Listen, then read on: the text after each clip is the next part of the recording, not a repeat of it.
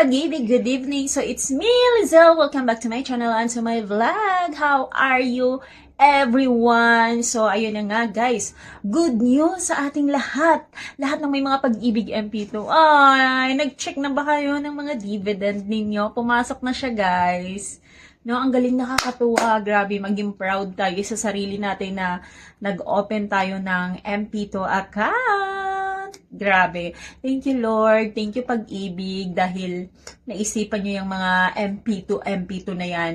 So, malaking tulong talaga siya, guys. Mag-ipon lang tayo na mag-ipon hanggat kaya natin. Magtrabaho lang na magtrabaho at ipon. Yun. Happy lang ako para sa lahat ng merong mga pag-ibig MP2, 'di ba? Nagbunga yung natin, pag-iipon natin, yung pagtitipid natin ng konti, 'di ba? Ipon is light tayo dapat, guys. So ayun na nga, maliban diyan sa binabati ko kayong lahat dahil pumasok na yung dividend natin sa ating pag-ibig MP2, ay sasagot tayo ng mga pag-ibig question.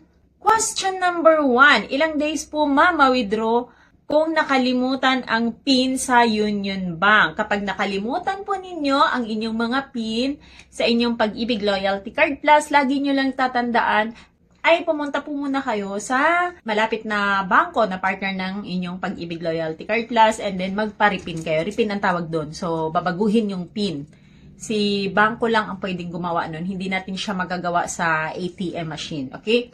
So, ilang days ang processing? 5 working days, guys.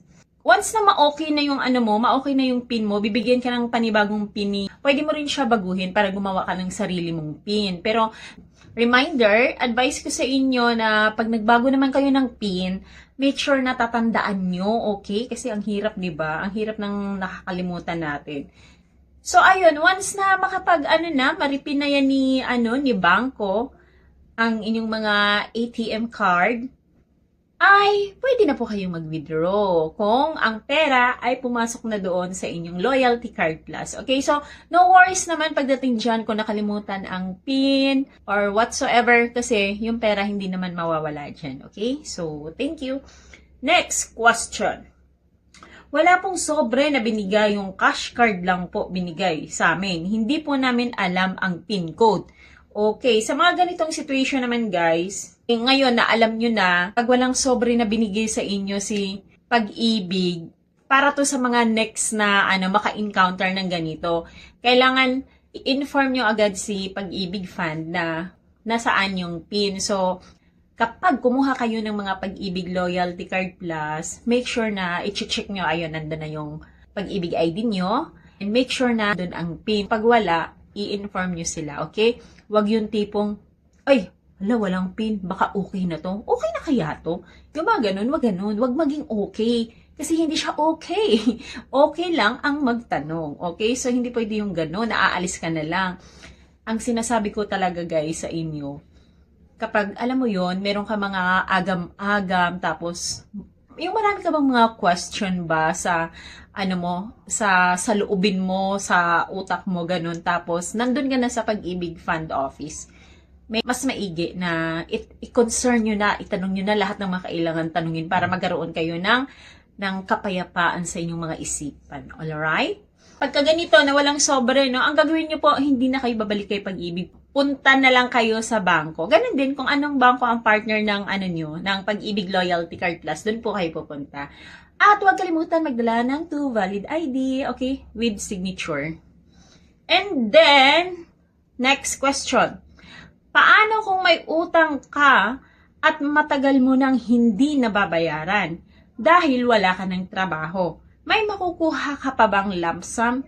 The answer is depende po. Kung halimbawa naman, sa contribution mo, may natira pa doon kahit inawas na ni Pag-ibig Fund, yung loan mo, yung outstanding loan mo na naiwan na hindi mo nabayaran, ay may makukuha pa rin tayo kahit magkano pa po yung natira na amount dyan, ay ibibigay po yan ni Pag-ibig kasi sa atin yan. Yun nga lang, kapag halimbawa yung contribution mo doon ay konti lang, tapos yung outstanding balance mo na naiwan doon ay mas malaki pa, magne-negative ka, pagka gano'n nag-negative na, wala na po tayong makukuha kasi lahat na yun ano na yun, lahat sa utang mo na natira, hahatake na talaga yun, okay? Pero guys, alam nyo, huwag nyo talagang pabayaan yung mga contribution nyo kasi malaking bagay yan sa atin. Yung what I mean, yung pagbabayad nyo ng pag-ibig contribution, tapos yung pagbabayad nyo ng mga pag-ibig loan ninyo, huwag kayong maging kampante na,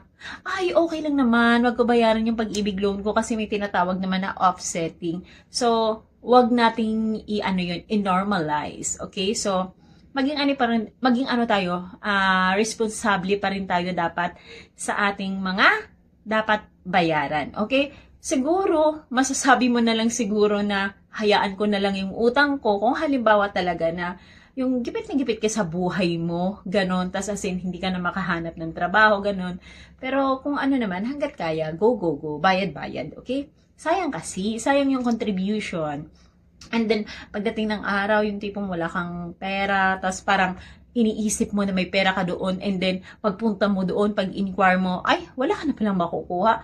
Ang saklap, di ba? Sayang yung time, sayang yung panahon, di ba? Syempre, ang panahon hindi natin maibabalik yan. Pero alam mo, kaya ang masasabi ko din, no, tayong may mga trabaho, tayong mga empleyado, no, maswerte din tayo talaga kasi yung contribution natin, malaki yun sa pag-ibig. Kasi yung kinakalta sa atin, 200. Yung ngayon ha, kasi nasa 200 na before 100. So, 200, tapos tatapatan ni employer mo ng 200, edi may 400 ka na monthly contribution. Plus, hindi lang yun. Kahit employed tayo, pwede rin tayong magdagdag pa ng contribution as long as na gusto natin, as long as na kaya ng bulsa natin. Okay? So, yun ang kagandahan. Alright? So, yun lang, 3 question lang yata ang sasagutin natin.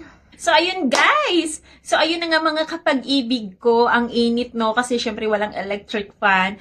So, ayun na nga, quick discussion lang to. Again, congrats po sa ating lahat ng may mga pag-ibig MP2 guys. Nako, ini-encourage ko kayo na, lalo na sa kagaya ko na may trabaho, go, ipon-ipon tayo, okay? So, ayun lang, dito lang nagtatapos ang ating discussion. And then, it's me again, Lizelle. Huwag kalimutan ang mag-subscribe at mag-like sa ating video. See you next vlog. Bye-bye!